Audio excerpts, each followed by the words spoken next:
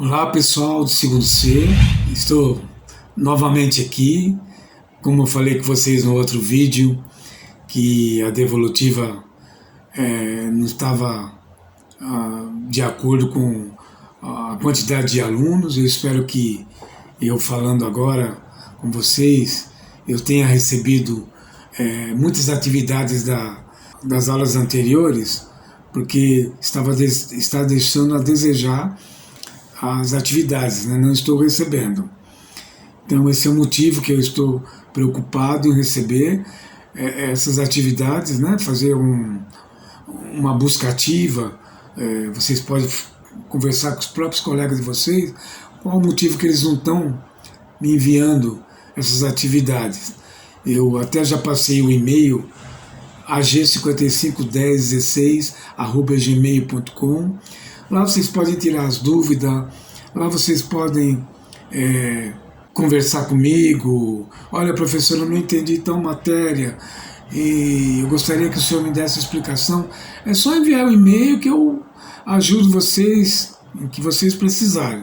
Tá? O que não pode, gente, é ficar sem fazer as atividades. Nós precisamos dessas atividades para que vocês tenham nota de bimestre, para que vocês desenvolvam todo o conteúdo do primeiro bimestre. Então eu preciso que vocês enviem as atividades de português. Tá? Qualquer problema, mande e-mail o que está acontecendo, que a gente vê o que pode ser feito e resolver ou dar uma solução para vocês. Tá? Além disso, também tem as atividades paralelas, que são revisões que eu estou enviando também para que sejam feitas, né, e enviado. Não precisa copiar os textos, me envie as respostas, tá? Em complementação às aulas do livro Aprender Sempre. Então vamos lá, vamos para a aula 8. A aula 8, o tema é Olho no Lance. O objetivo dessa aula é ler textos multimodais. Eu já tinha explicado para vocês o que é textos multimodais. Vamos lá. Vou dar mais uma dica para vocês de textos multimodais. Textos multimodais. Os textos multimodais, eles têm mudanças significativas. Faz à tona um novo tipo de texto, um texto multimodal, que o próprio nome diz, aquele cujo significado se realiza por mais de um código semiótico: texto escrito, imagem, estatística, vídeo, áudio, etc. Eu já tinha explicado para vocês na outra aula. Então, textos multimodais, ele trabalha com estatísticas, vídeo, imagem. Então, o objetivo dessa aula 8 aqui é ler os textos multimodais, organizar notas sobre o texto. Então tá lá, gente. Eu tenho aqui infográfico, né? Tá? E ele diz o seguinte: distribuição dos domicílios em que não havia utilização da internet por motivos de não utilização. Então lá está a porcentagem. Então aqui a fonte do IBGE traz todos os domicílios em que não havia utilização da internet por motivo da não utilização. Então ele traz aqui a zona rural e a zona urbana. E são marcados, né, por cores para poder distinguir as porcentagem. Então tem aqui no 2 aqui tem a primeira questão. Após a leitura do texto, produza sentenças comparando 3 motivos que levaram os moradores da zona rural e urbana a não utilizar a internet.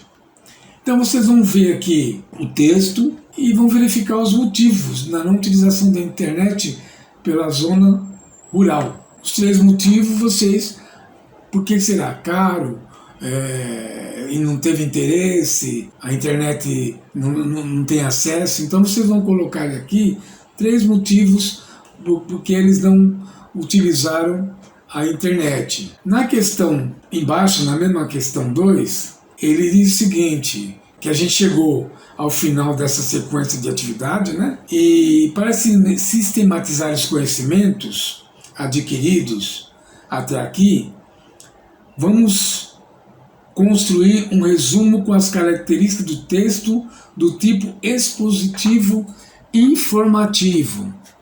Eu também já expliquei o que é expositivo informativo, mas eu vou falar mais uma vez para vocês aqui o que é um texto expositivo informativo. Informativo expositivo tem por finalidade a transmissão clara e ordenada e objetiva de informações e indicações que digam respeito a fatos concretos e referências reais.